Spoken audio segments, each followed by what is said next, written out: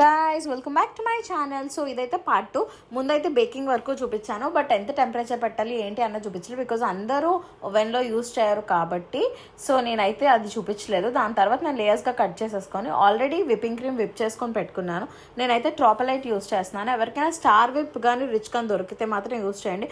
Star whip premium అయితే చాలా చాలా బాగుంటుంది, టేస్ట్ ఇంకా బాగుంటుంది. ట్రోపలైట్ కూడా బాగుంటుంది, బట్ స్టార్ విప్ అన్న చాలా బాగుంటుంది. అమలాపురంలో దొరకదు.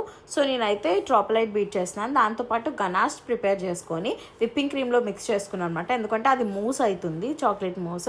సో అలా విప్ చేసుకొని నేను మొత్తం ఐసింగ్ చేసేటప్పుడు మధ్యలోని చాకో చిప్స్ అవన్నీ కూడా యూస్ చేశాను. గనాష్ కూడా యూస్ చేసి మొత్తం కోటింగ్ చేసిన తర్వాత మళ్ళీ గనాష్తోని మొత్తం అంతా డెకరేట్ చేశాను. అండ్ చాక్లెట్ గనాష్తోని కొంచెం డెకర్ చేశాను అనమాట. చేసేసి లాస్ట్లో పిక్స్ అయితే పెడతాను. డస్టింగ్ కూడా చేశాను, గోల్డ్ ఇంకా సిల్వర్. ఇంట్లో కూడా చేసిన కేక్ కూడా పెడతాను, చూసి సబ్స్క్రైబ్ చేసుకోండి. Bye bye.